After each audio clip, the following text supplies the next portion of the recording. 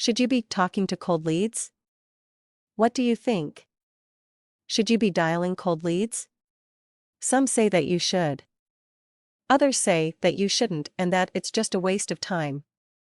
What do you think about the matter? Is dialing cold leads just a waste of time? It's important to know the answer to this issue because both time and money is involved in this, and you do want to waste either, right? So, pay attention to this article.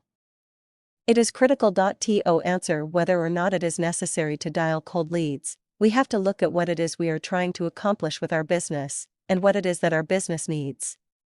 For example, ask yourself, what is the main thing that my business needs in order to continue to function? Well, I can answer that for you. You need a continuous supply of people looking at what you have to offer. We call those prospects, right? So, in our network marketing business, we need a fresh set of eyes looking at our stuff on a regular basis. That's true for any business, isn't it? So, where do you go in order to get a constant flow of new people looking at your products and services? You can't just depend on your friends and family, or your warm market. There's not enough of them, and more importantly, they're certainly not targeted enough. And if you want to build a long-term business that will last you for years, your friends and family just won't work. But, not cold leads. I hate having to dial cold leads, you might say. But, wait a minute. You have to understand what it is that you are doing when you contact these so-called cold leads. If you've been listening to my audio trainings and other instructional pieces, you'll know that we are not salesmen. We are marketers. What is a marketer? It is someone who finds out what a certain group of people want, and they give it to them. That's it.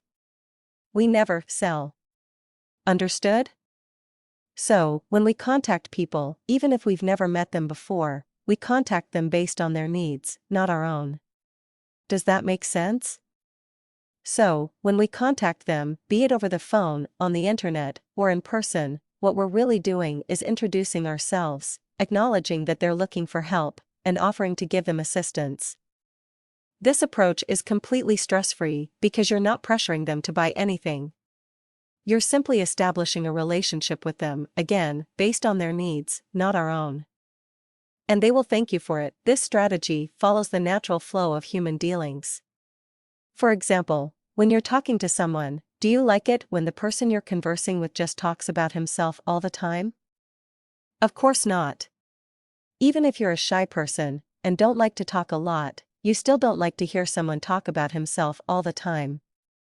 But, on the other hand, doesn't it feel better talking to someone who really cares about you?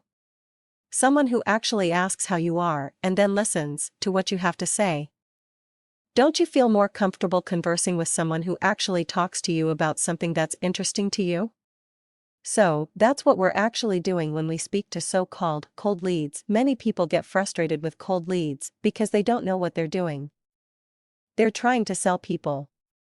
But, they have to keep in mind that when connecting with new people, we don't want to sell them. We only want to introduce ourselves, confirm that they actually do have a certain problem or issue, and help them to find the answers to their particular issues. That's it. No pressure, no problem. Once they see you as someone who can help them, the expert, they will then be way more willing to buy from you. Because they will see that you care and that you know what you're talking about. So, talking to cold leads as long as they are targeted is no big deal. Just don't try to sell them from the start. Have you ever seen this happen before? Someone walks into a clothing store and starts looking at the merchandise. Then when the sales associate comes to them and asks if they can help them, they immediately say, "No thanks. I'm just looking?" Well, after this article, now you know why. First of all, the customer knew he just wanted a sale. So, that's why the customer rejected, albeit subtly. What did the sales associate fail to do, which potentially cost him the sale?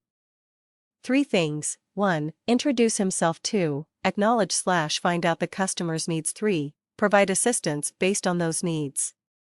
And the sale will come as a result of this unselfish, natural process. I've said it before and I'll probably say it a million times more. Nobody wants to be sold. But everybody loves to buy. Take the money out of the initial process, and you'll see how the money will find you. I guarantee it.so. Should you be contacting cold leads? You betya. Otherwise, you won't have a business after a while. But, with that said, you need to learn how to do it correctly. Follow what's stated above, and you'll see that there's no need to avoid cold leads ever again.